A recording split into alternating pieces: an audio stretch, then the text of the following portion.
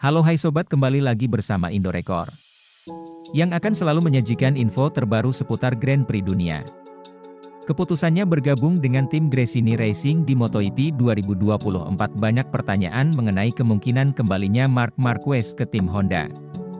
Honda MotoGP Alberto Puig selalu mendapat pertanyaan demikian mengenai peluang Marquez kembali. Dalam beberapa kesempatan Alberto Puig mengungkap Honda sudah melupakan kisah lama dengan Marquez dan ingin move on. Lainnya juga tidak menampik bahwa raksasa Jepang tersebut bisa saja rujuk dengan juara dunia 8 kali tersebut.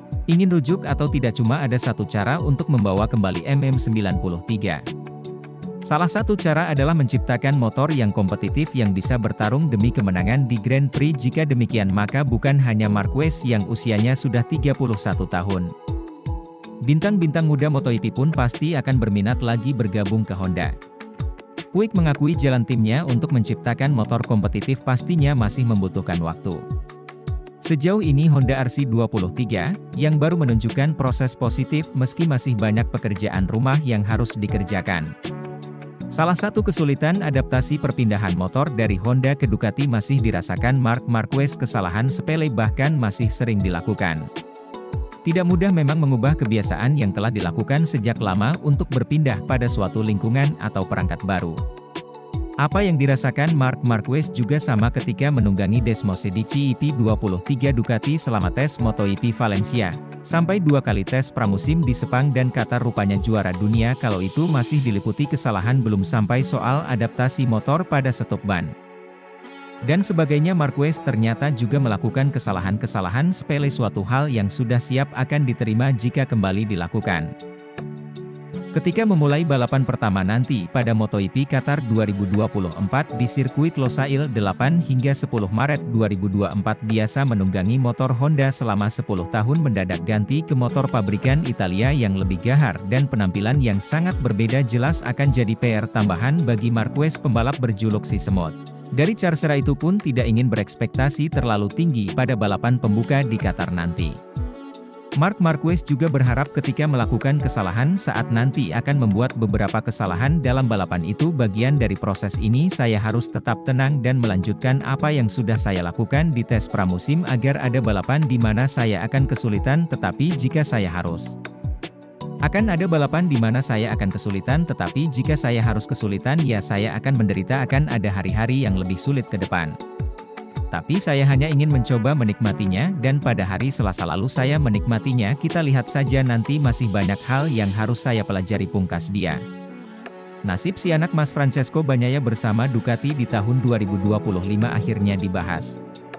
Bersama Ducati, Francesco Bagnaia sudah 2 kali beruntun memenangi gelar juara dunia MotoGP 2022 dan MotoGP 2023 secara formal. Mustahil bagi Ducati untuk tidak memperpanjang kontrak bersama pekosapaan akrabnya. Tidak ada keraguan dalam benang siapapun bahwa pada Francesco Bagnaia masih akan mengendarai motor merah dalam MotoGP 2025.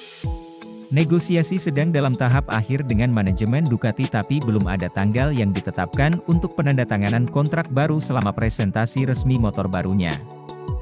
Juara dunia MotoGP 2 kali ini mengumumkan bahwa diskusi telah dimulai antara manajemennya dan direksi Ducati, mengungkapkan keinginannya yang jelas untuk tetap berada di Ducati.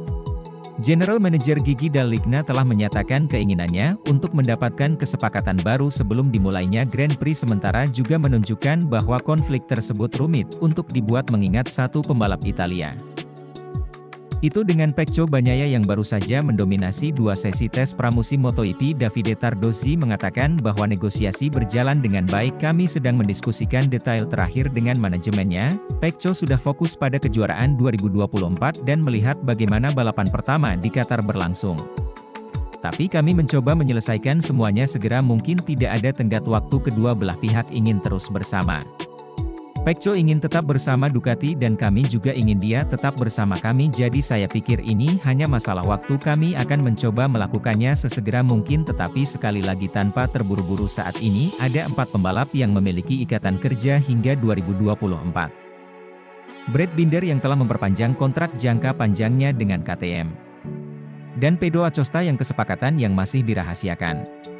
Namun disebut-sebut akan tetap bersama tim asal Austria tersebut selama 2 tahun ke depan serta Johann Zarco dan Luca Marini yang telah menandatangani komitmen 2 tahun dengan Honda, 1 dengan LCR dan 1 lagi dengan tim Repsol. Dengan banyaknya nama-nama besar yang akan memulai kejuaraan tanpa kejelasan masa depan mereka termasuk 3 juara dunia MotoGP lainnya, Marc Marquez, Fabio Quartararo, dan Joan Mir.